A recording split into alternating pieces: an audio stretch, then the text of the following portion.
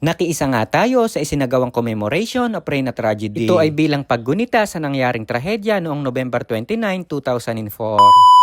Ay ganda na yan. Madilim pa nga dahil 5:23 ng umaga nang tayo ay umalis sa bahay. Ngayong araw nga ay makikiisa tayo sa isasagawang commemoration of Reyna Tragedy. Pero bago yan, paglabas natin ng bahay ay dumiretso muna tayo dito sa gasolinahan. Ay ganda na yan. Dahil nga napansin natin na wala ng gasolina itong ating motor. Kaya naman dumiretso no agad muna tayo dito sa gasolinahan. At nagpagasolina nga tayo ng 100 pesos. At after nga natin makapagpagasolina ay dumiretso na agad tayo. Ay ganda na yan. At pagdating nga natin ay dito tayo maghihintay sa may Tungguhin sa may bandang Trilayon. Dahil nga hihintayin natin yung mga manggagaling sa Rial. At 5:45 na nga ng umaga nang tayo ay makarating dito. Bali pagdating nga natin dito ay wala pa yung iba nating kasama. At habang nagliliwanag nga ay unti-unting nagsisidatingan na. At hindi nga naglaon ay unti-unti nang nagsidatingan sila. At iyan nga yung mga biker na ilan na makakasama natin. Bali ito nga yung mga biker na marahil ay nanggaling dito sa bayan ng Infanta. At habang naghihintay nga tayo ay humingi na tayo nitong mga ipinapamigay ni ate. Bilang isang kabataan at responsableng mamamayan ay kinakailangan natin na may pananagutan tayo sa ating kalikasan. Lalong-lalo na nga itong Sierra Madre na napakalaking tulong dito sa ating pamayanan. Ito ngang isinasagawang ito ay panawagan na rin na ating pangalagaan itong ating bundok Sierra Madre. At maya-maya nga lang ay nagdatingan na itong ating mga kapatid na biker at rider na nanggaling sa bayan ng Rial. Nang pagdaan nga nila ay nagsama-sama na rin kami. Tumigil nga lamang dahil pinaalalahanan na mauuna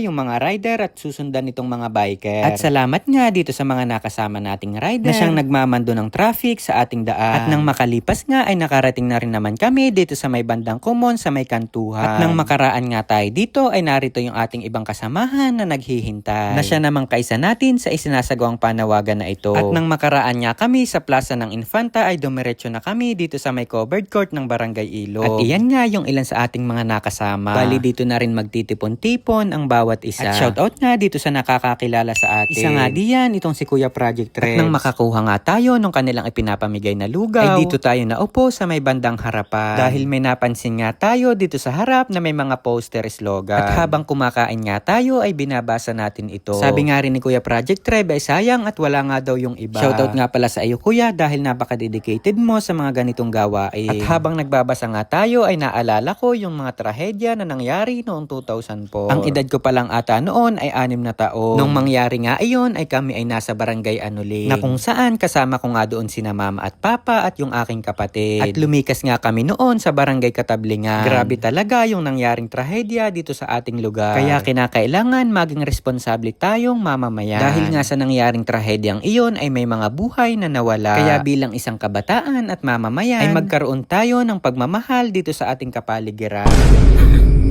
Shoutout po kay Sir Alexander AR. Ay ganda na yan. Shoutout din kay Yuan Morilla. Ganda na yan. At pinapa-shoutout din ni Ma'am Rowena Arquiza Latina. Si Sir Rowen Astrera. Babaero daw po kayo. Ay ganda na yan.